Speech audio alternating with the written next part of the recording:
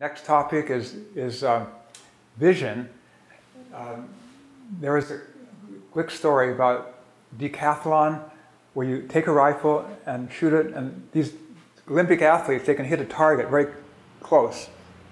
In the 1960s, the Army would draft people like me, 69, I was drafted, I went to Vietnam, and they trained me to fire a rifle standing, but I couldn't hit the target like a decathlete. I was all over the map. Why? I was young, healthy, strong, stable, pulling the trigger slowly, breathing. What was I doing wrong? What I was doing wrong, what they discovered, they hired doctors from Harvard to figure this out. What I was doing, not me, but many people, was I was tensing all my body, trying to be still as I could, like a tree. I was looking hard at the target, trying my best to aim and pull the trigger. Like a tree, everything moves, everything's locked. And when the eyes are hard focused, the body locks. This information is, I consider, like a higher age exercise. You won't find this stuff in the gym or from a personal trainer, but I think it's the way to exercise.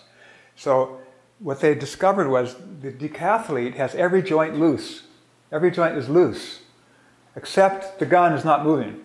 And as he looks at the target, the eyes go to open focus. You're not looking hard. Because when you look hard, everything tightens and you have no control.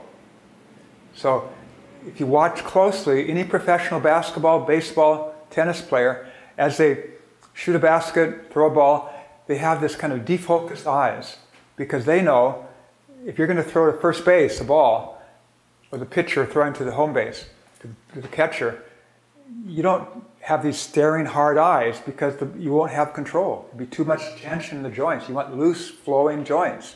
So they have this open, soft focus. Look at Kobe Bryant or LeBron James as they shoot a basket. They have this defocused eyes.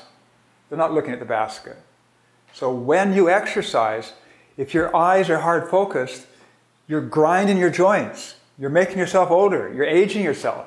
So the worst kind of thing you should do is exercise with hard staring eyes. So what are you doing with your eyes as you exercise? The best way to exercise is eyes closed. Close your eyes. And then do many things to balance. Stand on one leg, move the leg around, don't open your eyes.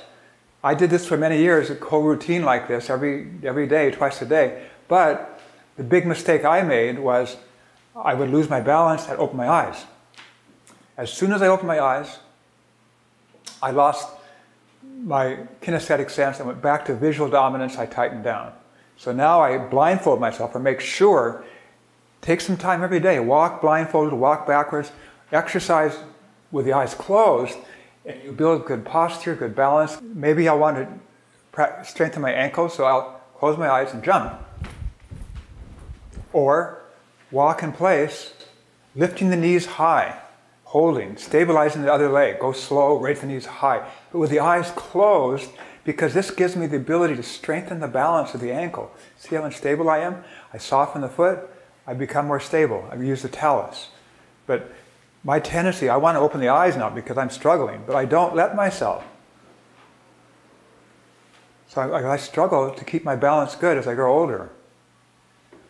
And to run in place, running in place, you should kick the heels, but you study the native cultures, you want to lift the knees like this. You use the ankles.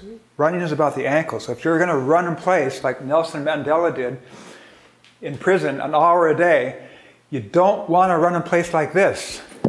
That's how I did it for 35 years. This is abusive of the knees. It's like a car with a flat tire. Lift the knees like this. So it's like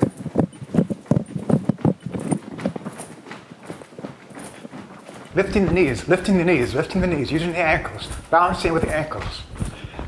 This is the way to run in place, not this. And you see a runner down the street, you see a runner on the street doing this, you know he's going to have knee trouble, hip trouble, back trouble. If you see this, you know he's not. So, moving on, there's a movement that I used to do with the neck. I thought I was supposed to do it. It was called neck adjustment or rotation. I was doing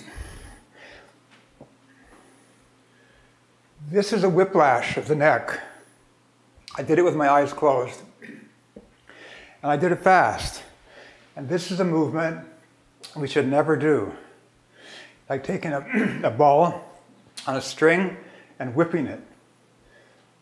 So everybody I've consulted in the Alexander technique, the Feldenkrais method, other people, Bikram himself, who founded Bikram yoga, says never do that movement, never. It's the worst movement you can do. It's highly abusive to the neck, it pulls on the brain. You could do this movement very slowly as a stretch. But what I now do, I circumduct the head on top of the neck. So I'm making a little circle with the head. It's like a ball on a stick. The head on the neck, rotating. That's functional, healthy, not a whiplash. So that was a change. Until I learned that, I had chronic neck pain. This is an example of the trouble you can get into not paying attention to the details. I didn't know the top of the neck was here.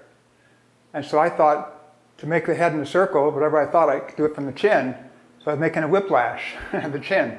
So once I learned the top of the neck was up here, I could circle the head like that, which is very healthy, very good for the low brain, releases the tension in the neck. It's like, this is a really intelligent thing to do. So the next thing I'd like to mention, when we bend the knees, in athletics, we often will be in a ready position for judo, tennis, or baseball.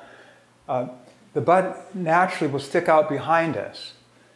And what happens is people become athletic, they do Tai Chi or whatever, but they have this deep compulsive habit to tuck the tail.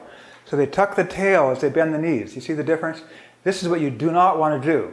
It's like falling forward, and you have to tighten all the muscles to not fall forward, and you cannot be athletic like this.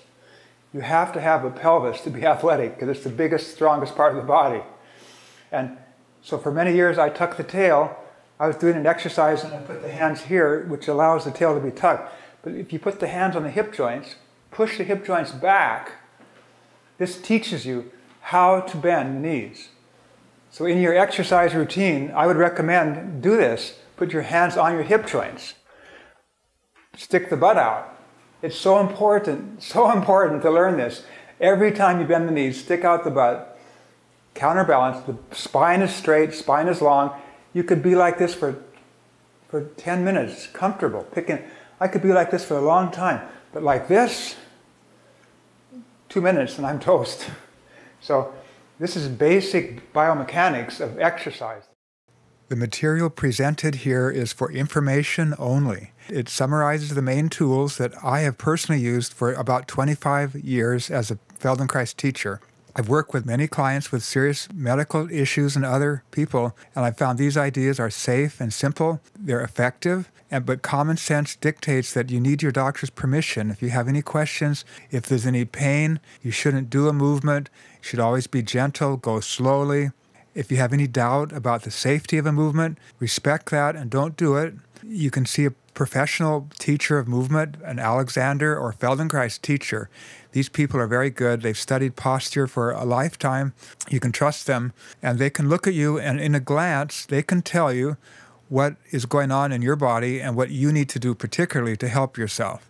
And this can save you many years of futile effort and struggling doing everything or trying to accomplish something you don't really need to accomplish in the way of posture.